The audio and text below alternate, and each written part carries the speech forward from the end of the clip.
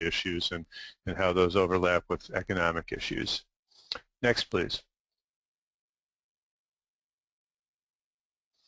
Okay, so we're going to talk about how to frame a media-worthy, pro-business sustainability message. So what I mean by that really is media-worthy means the media want to pay attention to it. Pro-business means we're talking about sustainability from the standpoint of why there's a business case for it, why it helps us all as business leaders do the right thing and make money while doing it. So it's a particular perspective that I'm trying to convey this morning. Next, please. So we're going to talk about three things: the context of the messaging, the kind of messages to use and certain kinds of messages to avoid, and how to do all this in a way which really brings your personal perspective as a business leader to the table, so that you're not trying to memorize someone else's talking points, but you're talking about what this message means, what this issue means to you. And that's all intended both to make you more comfortable stepping up to do these things and deliver policy messages. Of course, when you're delivering your own messages about your own business, then that's kind of a matter of course, but this is really about policy stuff at this point. So let's get into it. Next, please.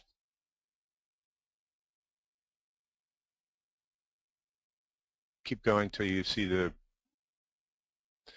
All right, so we have a challenge in messaging anything relating to sustainability, and I'm using sustainability in the broadest possible sense, although this is kind of an environmental example.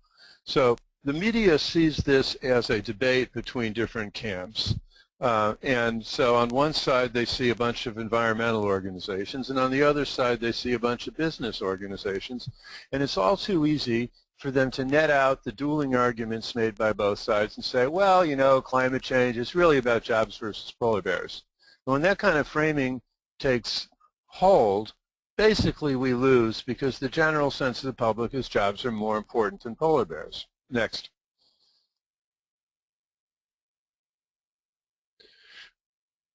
We need to, let's back it up. Oh, it's that. Okay, we need to offer the media a new debate and a different debate and avoid stepping into this classic and stale way of looking at it. We need to present the debate as between old, stuck-in-the-past, extractive businesses and the organizations that support them, and new, innovative, triple-bottom-line businesses that are inventing the future, the businesses that are part of American Sustainable Business Council. And so that gives the media a different conflict to cover, and it shows that the business world is truly divided, which it is, gives people new things to think about, and creates new possibilities for action. Next, please. So we have to show how our policy ideas make sense from a business and economic standpoint. And I'm drawing a distinction between the economic justice or environmental standpoint.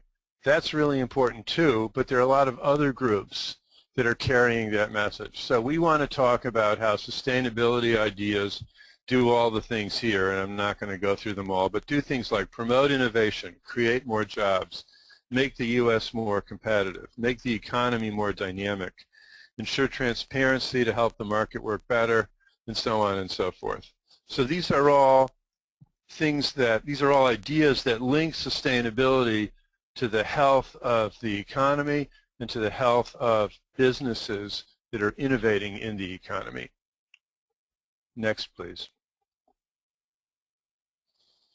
So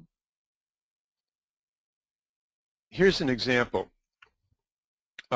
Prosperity depends on entrepreneurs who take the risk of starting a business.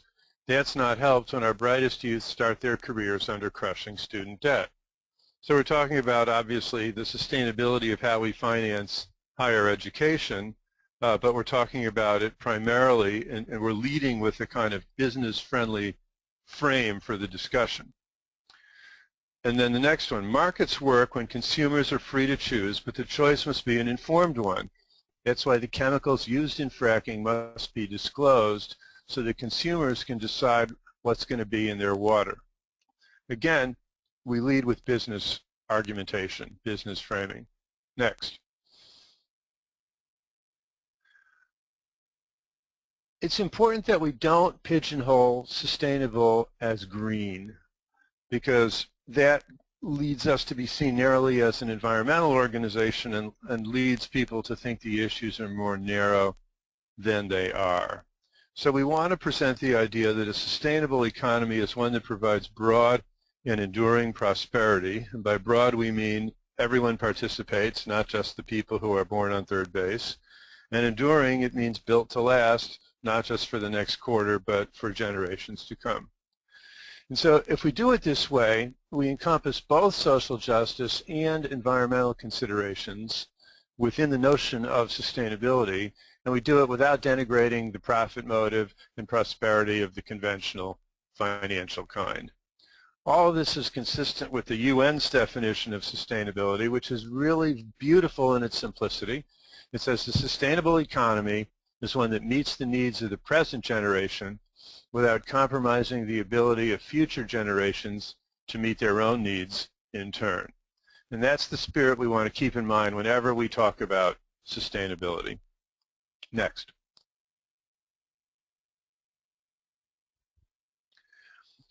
Your communications will work best when you bring together your values and your commitment to bottom line success in a compelling personal message.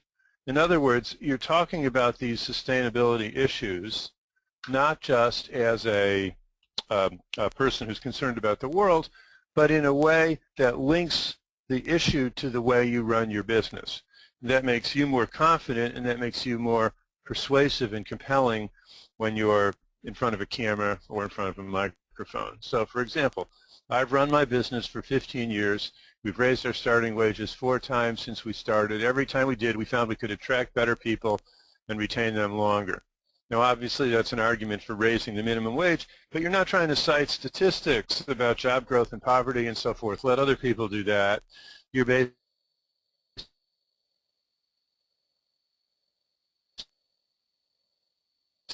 talking about it from the standpoint of, thanks. My business suffers when my customers are worried about their mortgage. That's why better regulation of too big to fail banks is good for business.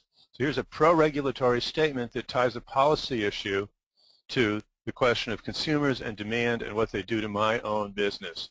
So this is what you want to do, and it makes it easier to deliver a compelling message if we do it that way. Next, please. So here's an example of a couple of others. I was skeptical when we were first told to limit our annual catch of fish, but once the limits were in place, stocks began to recover. Good regulations saved us from ruin, even though we didn't realize it at the time. Next. We invest 8% of sales in research each year. Whenever we've cut back on research, we've lost market share the following year. Just like our business, America needs to invest in new technologies to stay competitive. Here's a claim for infrastructure financing. Next. We made a decision to re-engineer our production process in order to reduce our waste stream. When we were done, we had a higher grade product to sell. It gained market share and sold for a premium. Good regulations ultimately helped our business. So this is a true story from the early days of the Clean Water Act in a Fortune 100 company that decided to grab the reins and move forward aggressively. Next. So conversely, what you want to steer somewhat clear of are the messages that are unrelated to your business identity and are the kind of conventional, expected messages of compassion that usually come from the advocacy groups that mostly provide coverage on this side of the equation. So it's only fair that the minimum wage keep pace with inflation, or we must protect the most vulnerable among us from dangerous products. Those are all true and extremely important, but they're not your strongest way to lead with the media because you don't have the statistics and you're not leveraging your business credibility. Next, please. Those messages are better left to other groups, like an economic justice group or an environmental group. because the other groups are a more natural fit. The media will not be interested as much in hearing from us if we don't come at it from a business standpoint. Our credibility goes unused if you don't link your statement to your business identity.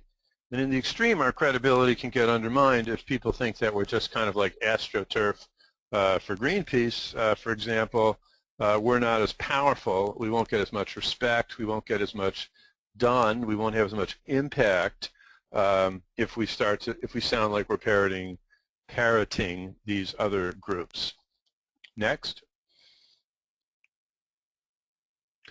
Another thing we want to avoid are business bashing messages. Now, the business bashing message is one that basically paints all businesses as bad. So a statement like greedy corporations are poisoning our food, as opposed to one that poses a distinction between companies that get it and companies that don't. Like corporations that cling to outmoded practices get in the way of businesses that are trying to innovate and bring better, safer food to market. So that way you can criticize the bad guys among the corporate world, and we want to do that without sounding like you're criticizing all businesses. Next.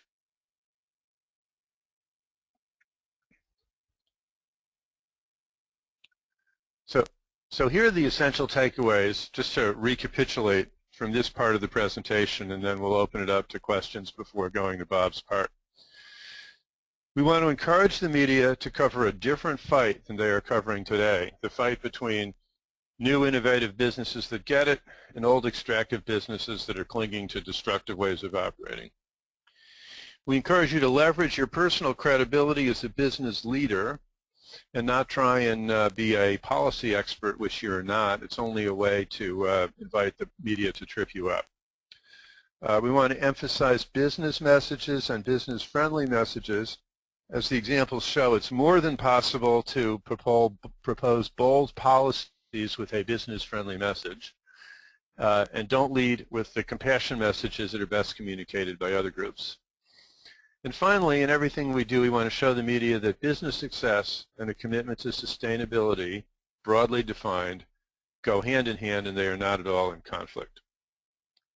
So those are my thoughts for you this morning or this afternoon, depending on where you are, on how to construct messages that are going to work and how to position yourself for best advantage. Let's open it up for questions if there are any at this point before we move on. Yep, Olaf Hansen has a question for you, David, and he says, you mentioned innovation which comes with risk. How to respond to risk aversions or against for new things? Maybe Olaf can we get audio? Can Olaf clarify that? One moment.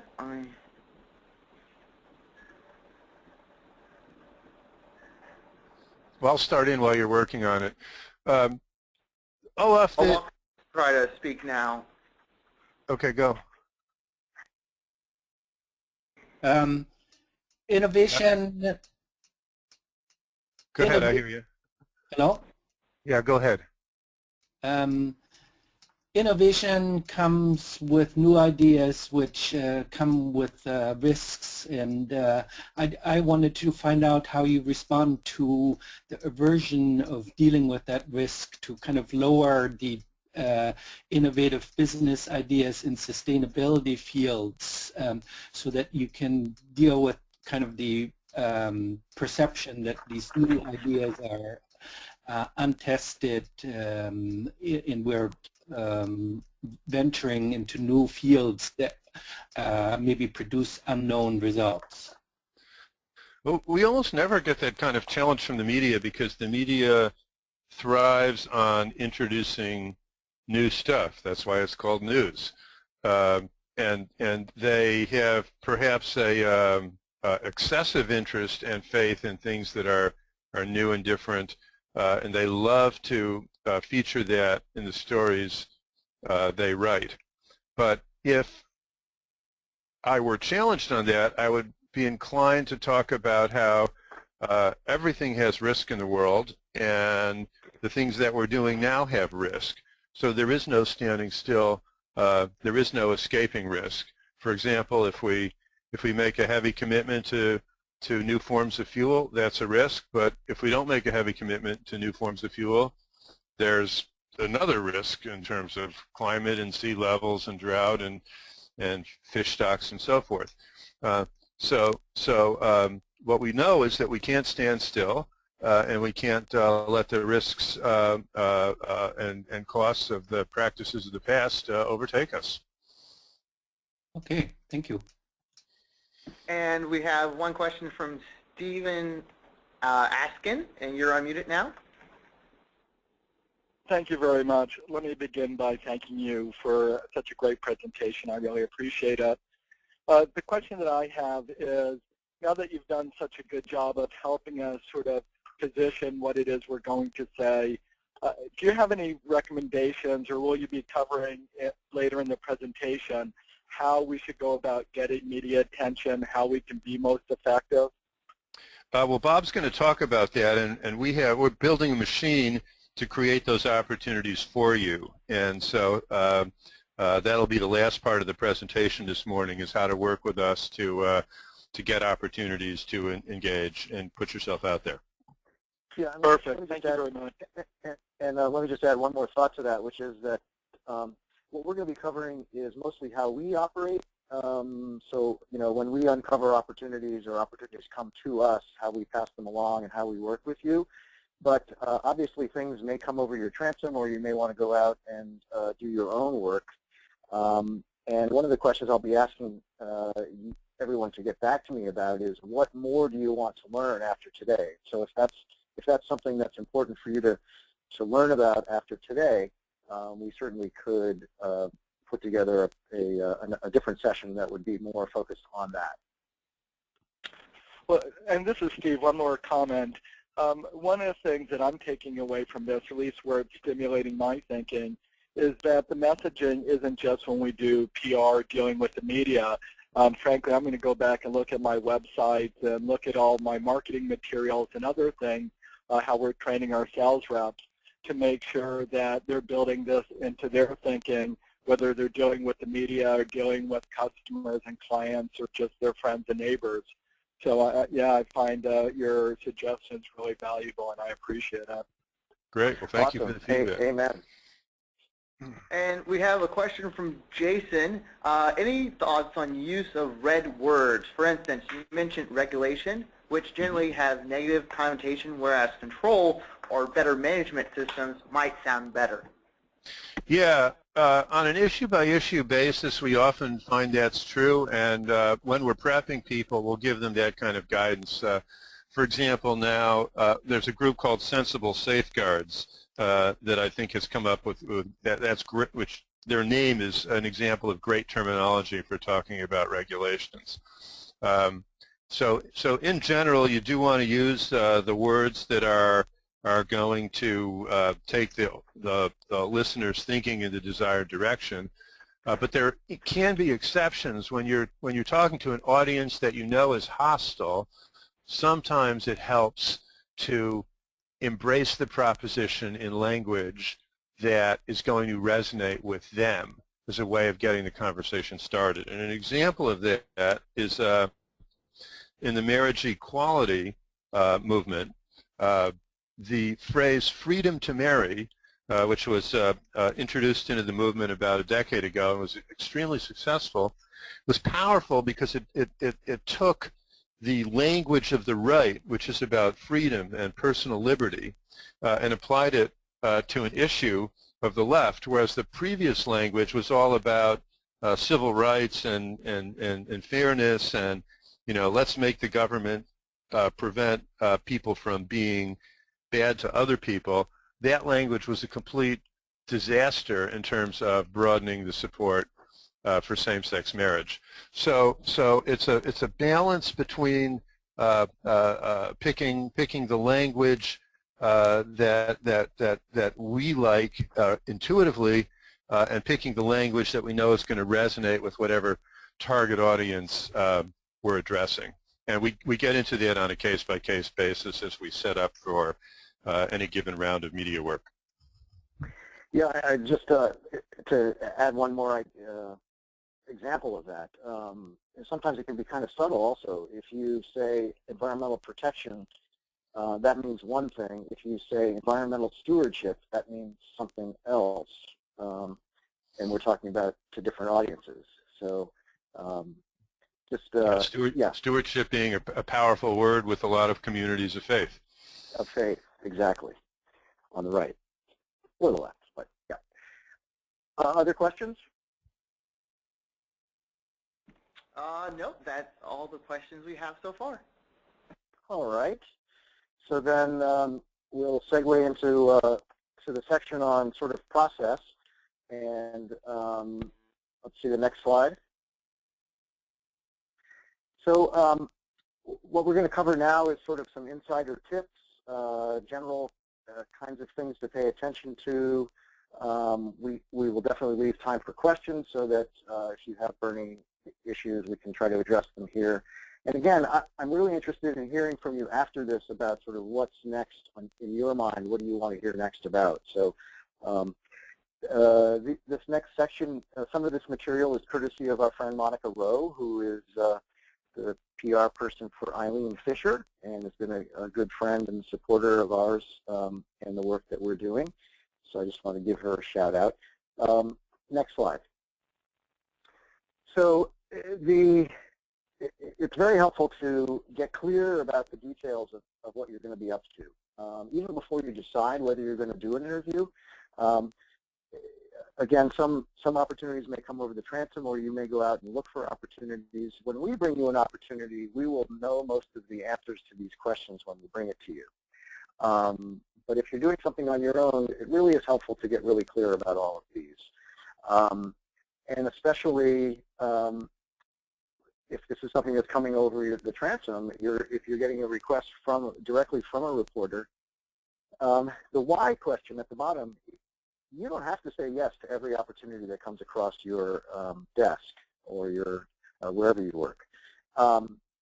You get to decide whether it fits your schedule, whether it makes sense for you, whether it's going to be a good opportunity, whether there's a potential risk, and maybe you should just pass. So again, we'll tell you that when we're bringing you the opportunity. But if you're coming across some on your own, always feel free to say no. That's totally fine. Next slide. So as David has covered, knowing what you're going to say is key. And so we will provide talking points and key phrases. If you're not working with us, make your own. The business case is really sort of the bottom line for everything that we do. As kind of David covered, what we're doing is we're saying business will benefit from this particular policy point, and here's how. And so you want to decide what stories, what personal business examples you can bring to it that will sort of bring it to life. I always recommend people practice, and that will help you find your own voice. As I think David mentioned, it's important to use your own voice and not just parrot the talking points that you've been given. Next. As I think David alluded to, you're an expert on your business. No one else runs your business, so you are the expert. You don't have to worry about being a policy wonk or knowing all the facts and figures. This not only gives you credibility, it gives you confidence, right? But it also gives you a ton of credibility because, as I mentioned earlier, media people love to hear from business people. If they get a chance to talk to a business person versus someone else, they will always talk to the business person. So you do have a major opportunity here that you can deliver on. It gives you a lot of clout, a lot of strong credibility. Next. Okay, so as David covered, this is really sort of kind of taking it to the next step. Content is king or queen. So I always recommend people develop 3 key messages. You want to make your strongest point first, And as you recall from the examples that David gave, some of them start with a principle. And this is a very, very strong way to sort of start whatever comment you're making. For example, I believe that markets need clear rules and standards. That's why I support the chemical regulation reforms that we're talking about today. Or I believe that those responsible for pollution should be responsible for the costs. That's why I support power plant emission regulations, and so on. And then, again, just to remind, you want to bring these messages to life with your personal stories and your perspective. One thing that people always get nervous about when they think about working with the media is, what do they do when they get a difficult question or a question that they don't want to answer? One of the things that we'll do in preparing you is making sure that you are comfortable with this. But you can use tricks like these phrases that are here, or go to the next slide. So one thing, just sort of, it may be obvious, but when a question comes in a negative form, don't repeat it. So when somebody says, isn't it true your company has high pollution emissions and that area residents have been complaining about the smell, you don't say yes. You say what you're doing about it. We're working closely with residents and outside experts as to ensure the highest possible air quality as we bring jobs to the community. Next.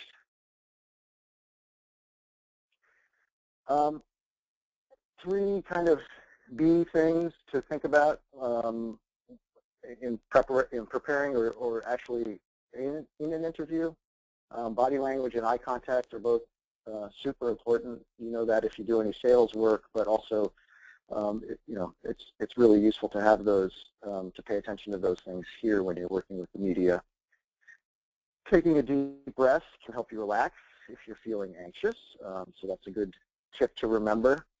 One of my favorites is I always suggest that people don't try to speak off the cuff when they're working with the media.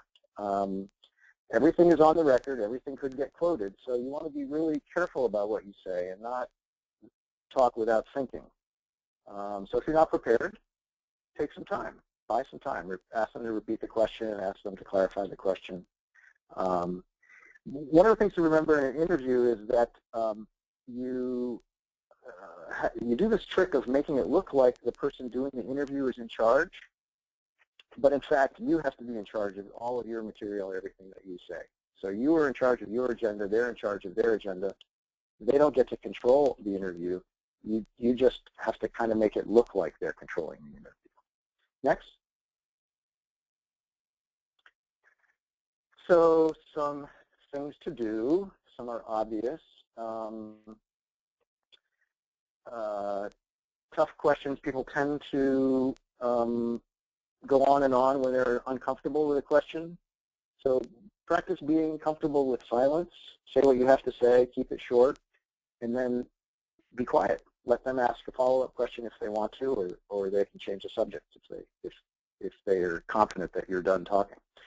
You don't have to tell things that maybe are not putting you in the most positive light or are not really aligning with your goals. Those things can go unsaid. Tell the truth that serves your goals, not that doesn't serve your goals. Just coming from the perspective that, there are multiple truths, right? And you have your truth that you're going to tell in this interview. Next slide. Some things to avoid. One of the things that we urge people to do with the work that we're doing is to avoid sort of being obvious about your political orientation or your political opinions. We try to do everything coming from a base of principle and business and economic rationale. So you build your case and your argument based on all of that. You don't need to say, that it agrees that you agree with Obama or you don't agree with Obama on this issue. Okay, you can leave that out. One other thing going off the record. If you want to talk to a reporter off the record, technically that really should be a separate conversation. So really what you should say is, I'd be happy to talk about that, but we'd have to schedule a different time. And that conversation could be off the record. And you need to pay attention to the discipline, as I said before. Everything is on the record. Everything you do say can and will be used against you if it's off target. Next slide. Next slide, please. So this is just a little checklist. We're always, we're into continuous improvement, especially if you're just starting out doing this kind of work, this kind of advocacy, working with the media. You're going to want to sort of track your progress, see how you're doing, see how you can improve for next time. You'll be surprised at how quickly you can get really good at this, when you pay attention to all of these details. Next slide. So what we're talking about here is an opportunity for really powerful exposure for your business and for a cause that you care about, or multiple causes that you care about. Here are just some samples I pulled out to give you an idea of folks that that have gotten quoted that we've put out for media. These are folks who have volunteered with us, said we want to get quoted on these issues, and we put it together. And we would love to be doing this kind of thing for you. Next. So here's our process. We can email this to you. We have this online form that we ask you to fill out to let us know that you are interested in being a spokesperson, and to tell us what are the issues that you care most about, or that most align with your business and make the most sense for you to be working with the media on. Second point here, this is vital. Some journalists are working on really, really tight timelines, and so if you are interested in doing this work, you need to respond to us as quickly as you absolutely can, and I mean minutes, not necessarily hours. I had an experience last week with a reporter at Huffington Post who called me mid-morning one day looking for folks to quote. We were able to get one quote in, but by the time we got other folks lined up, he had already filed his story a couple hours later. So, be looking for our emails or phone calls and respond as quickly as you possibly can. We will work with you to make sure that you're prepared and feel comfortable and confident, have the materials, the background that you need, and I can even work with you to practice things and so forth, so that you can be the change agent that you can be, so you can be the best change agent that you can be. I think that's it for my portion. Right. So time for questions.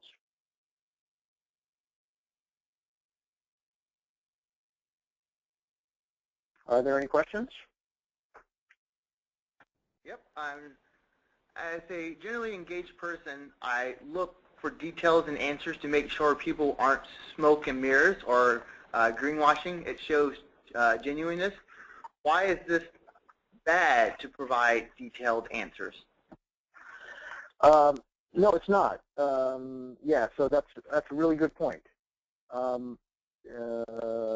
Detail to back up the particular point that the policy point that you're making is terrific. But the goal is to have it come out of your business experience, right? So so again, your credibility with the media is that you're a business owner or a business person, a business executive. That's what you know. That's where you need to be speaking from. So those details and facts and figures are great. If you say, my business tripled when I did X, that's the kind of thing that is, that's going to find its way into print.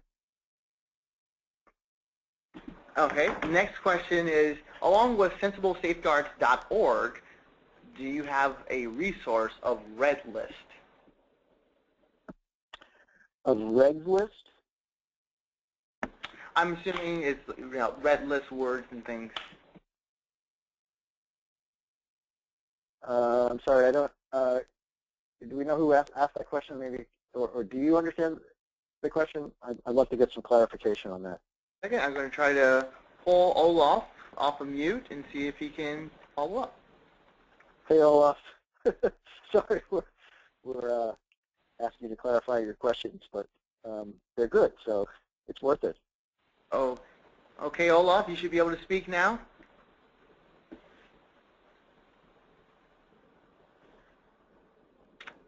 Hello, Olaf? Okay, he's muted on. Oh, there he is. Sorry, the audio kicked out. I didn't hear anything after you read the question that I put in the question box. Maybe I rephrase my question again. Is there a resource that allows me to sort of look at avoiding the red list word such as climate change? So I just went to Sensible Safeguards and I couldn't find anything. So I was wondering if there's sort of a thesaurus of red versus green words. I personally don't know about it. If somebody who is on the webinar knows about something like that, if they could put it into their chat box, that would be awesome. I think what tends to happen, so we have sort of our own, we haven't constructed it as a thesaurus, but we sort of, whenever we're working on an issue, we sort of develop the key phrases, and by, sort of,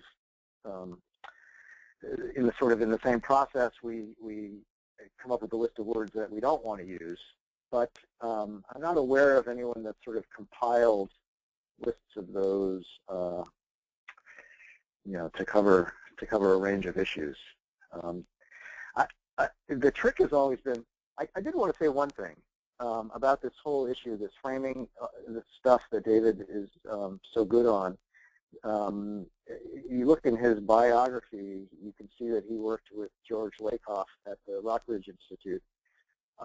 And if you're into this stuff, the Bible, I think the best book ever is the George Lakoff book called Don't Think of an Elephant, which really goes into sort of even a biological, a neurological, linguistic understanding of how framing works and why it works and why it's important. So I would commend that to anyone who's interested in that general topic. Okay, and I just want to reiterate to folks, if you have questions, you can go to that little dialog box and type them in, or there's a little hand underneath your name in which you can raise that, and I can, unmute you so you can ask a question. Also, I wanted to cover, Bob will be following up with an email after the presentation with the PowerPoint. Right, and again, I would love to hear from people, not just who sign up to become spokespeople, and I know some of you probably have done that already, and I appreciate that, are building our database, so that's terrific. But also, we'd love to hear your thoughts on how you found this, what you found missing, so that we can plan subsequent sessions. And you see my email on the screen. So look forward to hearing from you via email on that. I think that's all the questions we have, Bob. All right. Okay. Well, again, folks, we need you. The movement needs you. The future needs you. You've got a lot of clout as a business person, and we would love to help you leverage that in the media. So we need your help, so please do what you can. And thanks for your attention today. And I just wanted to say from ASBC, as Bob's from ASBC also, but for all of our members out there, I want to say thank you for being engaged with media. And for those who aren't ASBC members that would like to further engage with more of our webinars, more of the policy work that we're doing here at ASBC, feel free to contact Bob or myself for further information. And thank everyone for your time.